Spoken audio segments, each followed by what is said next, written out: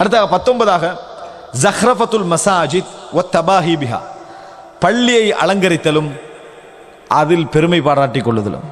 சுபஹானல்லாஹ், அது இதுக்கு முந்தைய ஆரம்பிச்சுட்டு இப்போ என்ன செய்யுது, அது வளர்ந்துட்டு வருது, என்ன செய்யலாம் சொல்லலாம். எப்படி ரசூலுல்லாஹ் சொல்றாங்கன்னா, இப்னு அப்பாஸ் ரலியல்லாஹு அவங்க அறிவிக்கிற செய்தி புகாரில் முஅல்லகா பதிவு செய்யப்பட்டு, முஅல்லகான அறிவிப்பாளர் வரிசை எல்லாம் பதிவு செய்யப்பட்டு, இதான வேற வேற ஹதீஸ்கள் என்ன செய்யுது, அது அறிவிப்பாளர் பூர்வமாக வருகிறது.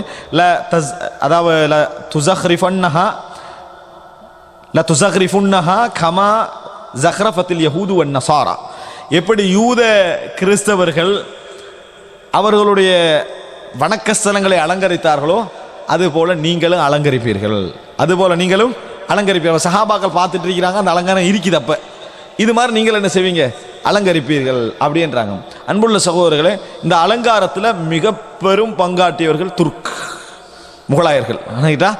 அந்த பங்கு நிறையவே இருக்கு. இன்றைக்கு பெரும் பெரும் இந்த டோமு அது இதெல்லாம் எங்கிருந்து வந்தது தெரியுமா, அவர்களுடைய அந்த கட்டுமானத்துடைய அந்த இதுதான். அதனால அவங்க எங்கெல்லாம் போனாங்களோ அங்கே இந்த பில்டிங் இதனை செய்யலாம், இந்த கட்டுமானத்துடைய அந்த இதில் காணலாம். இது ஓகே. ஆனால் அது எங்கே வந்துட்டு போயிட்டு பள்ளியில் எந்த அளவுக்கு சந்தோஷப்படுறாங்கடா, பசி பட்டினியில் வாழ்வதற்கு வழி இல்லாமல் ஊரில் இருக்கிற மக்களுக்கு 25 லட்சத்துக்கு பெரிய ஒரு குப்பா போட்டோன்னு சந்தோஷப்படுறாங்க.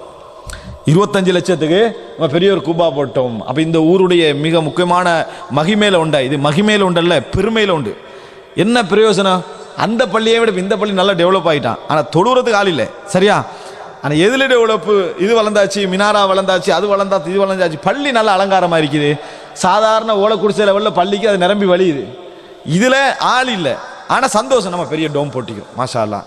டோம் போட்டதுனால அல்லாவுக்கு நெருக்கம், விளங்கிட்டா அப்படி நினைக்கிறேன். அன்புள்ள சகோதரர்களே, ஒரு சில நபித்தோழர்கள் பேசிக்கிட்டிருக்கிறாங்க மஸ்ஜித் நபவியில் வச்சு. ரசூலுல்லாஹ் அப்போ வரல, அப்போ பேசிக்கிட்டிருக்கிறாங்கன்னு, இஸ்லாத்துக்கு பிறகு சிறந்த அமல் இதுதான் இதான் ஒருத்தர் சொல்கிறாங்க. அதில் ஒருத்தர் சொல்கிறார் என்னடா, என்னையை பொறுத்த வரைக்கும் நான் இஸ்லாத்தை ஏற்றுக்கொண்ட பிறகு மிக சிறந்த அமலாக இது செஞ்சால் போதும்னு நினைக்கிறேன். எது, ஹாஜிகளுக்கு தண்ணீர் கொடுக்கறது, கபத்துல்லாவை நிர்வகிக்கிறது, இது ஒரு போதுமான அமல் அப்படின்னு நான் நினைக்கிறேன்.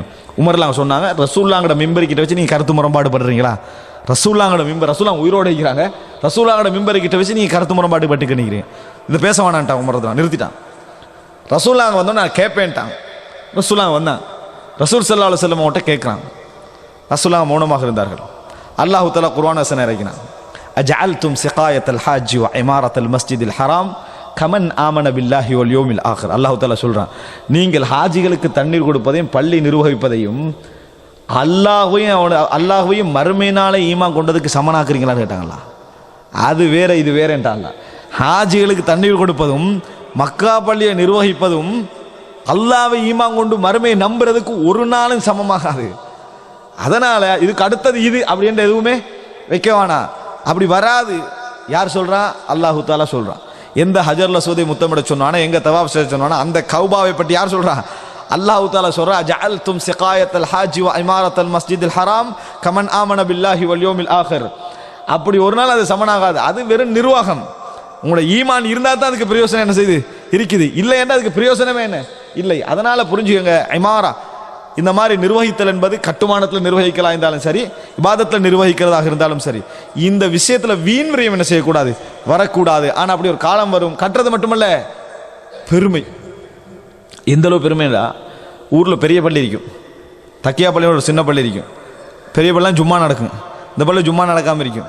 எந்த அளவுக்கு பிரச்சனை ஆயிருமெண்டா, தக்கியா பள்ளி சின்ன பள்ளியை கொஞ்சம் பெருசாக கட்டிட்டான்னு வைங்களேன், பெரிய பள்ளிகள் இந்த பள்ளி இப்படி கட்டலாமா, விளங்கிட்டானே யார் சொன்னா உனக்கு, விளங்கிட்டா கட்டலாமான்னு ஒரு பெரிய பிரச்சனையை என்ன செஞ்சிடும் அதில் உண்டாக்கிறோம். அந்த ஏரியாவில் உள்ள மக்கள் அதை கட்டணும்னு நினைக்கிறாங்க. சரியா?